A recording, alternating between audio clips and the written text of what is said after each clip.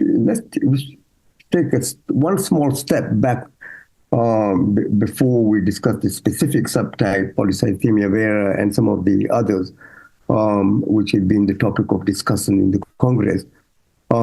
It's important to remind ourselves that, despite the study of these MPNs, the correct terminology would be BCR-ABL 1 positive and negative MPN, because they're comprised of chronic myeloid leukemia as well as the BCR-ABL 1 negative MPN, which would include polycythemia vera, essential thrombocythemia, and myelofibrosis.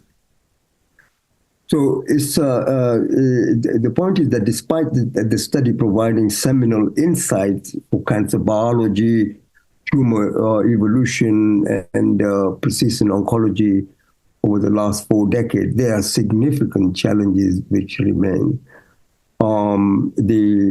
MPNs, as a reminder, are clonal hematopoietic stem cell neoplasm with heterogeneous clinical phenotypes and a clonal architecture which impacts the often complex underlying genetics, which we'll come back to.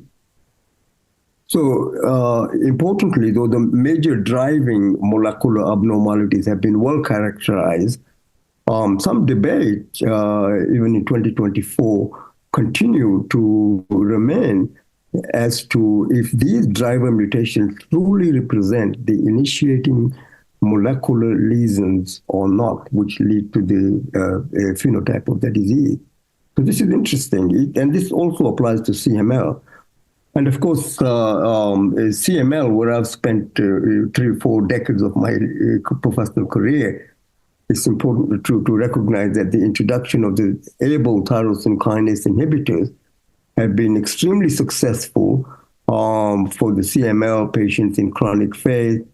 And the JAK inhibitors for the myelofibrosis patient in particular confer qualified responses with modest survival gain, but most patients sadly remain incurable. And in disease like polycythemia vera, the JAK inhibitors are only being tested in the high-risk patients, and also there they may confer clinical benefits, but there hasn't been any indication that you're actually altering the natural history of the disease.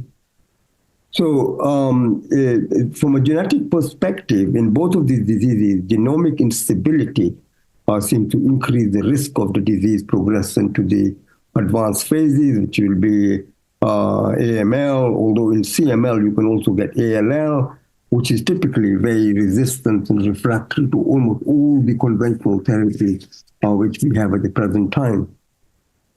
So some of these congresses, like this particular one in New York, which is the 16th MPN workshop, and then the forthcoming, which would be the 19th post-ASH CML and MPN workshop, they have a particular focus.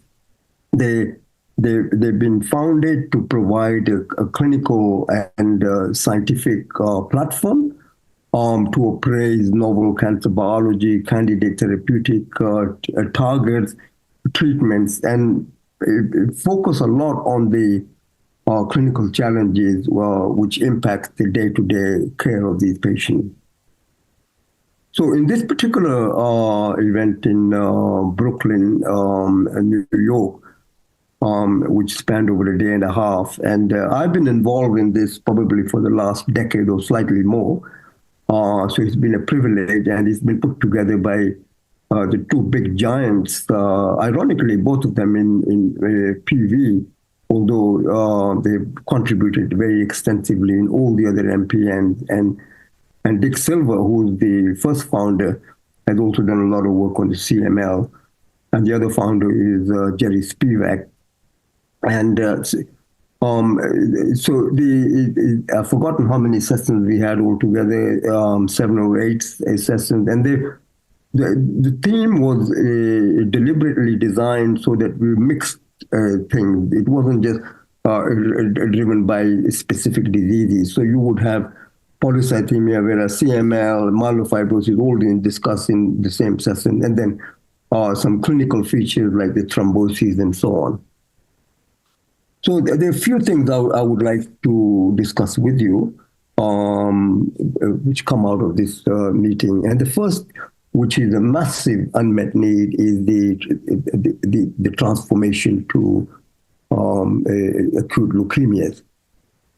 And I particularly want to focus on the impact of the molecular characterization of the transformed MPNs on the clinical course of the patient. And this was covered in a couple of the presentations, and there was some new data which was previously not discussed or presented. And it's just been published. The paper may well be out now, but it was accepted not long ago. And it came from a good friend of mine, a phenomenal man, Rajit Rampal, who leads the myelofibrosis chapter, if you want to call it, at the Memorial Sloan Kettering Hospital. Now, so we know, of course, that all of these MPNs are associated with an intrinsic risk of transformation to the acute leukemia. And they have when they do that, they have a similar clinical manifestation as acute myeloid leukemia. But generally speaking, they have a much worse prognosis, and they don't do so well with the conventional therapy. The risk of this transformation is quite different in the different subtypes. In myelofibrosis, it's in the order of around 10%, and PV is about 3%, and in essential thrombocythemia, it's about 1%. So in CML, of course, if you look at the era before the TKIs came in, the risk of blast transformation was probably in the order of around 20-25%. And we've been able to bring it right down to less than 5% now. And some series will probably suggest less than 3%. And so that's the number. And when you get that, so you know that the prognosis is terrible for almost all these patients. Whether they started with CML or they started with MPN, the BCR-ABL negative MPN.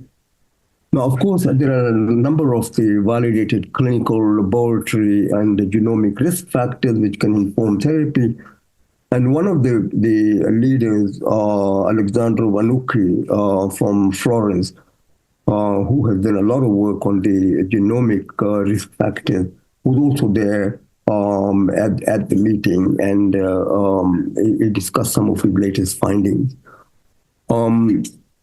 So in terms of the new molecular characteristic, which we think influence the clinical course and prognosis, there is a specific gene expression signature which Rajit Rampal's team has found, which is associated with the doxorubicin resistance. So this would actually help us understand why doxorubicin, which is the backbone of AML therapy, typically doesn't work. And they've also identified a number of antigens, such as the PRAME antigen and so on. And there's a number of vaccine therapies which are being tested in this case. So sadly, there is no real clinical progress at the moment from which our patients would be able to benefit. So for this sector, the emphasis should be that whenever a patient can enter a clinical trial, that will probably be the best therapy for the patient. And if they become eligible for stem cell transplant, that remains the only modality which would help them.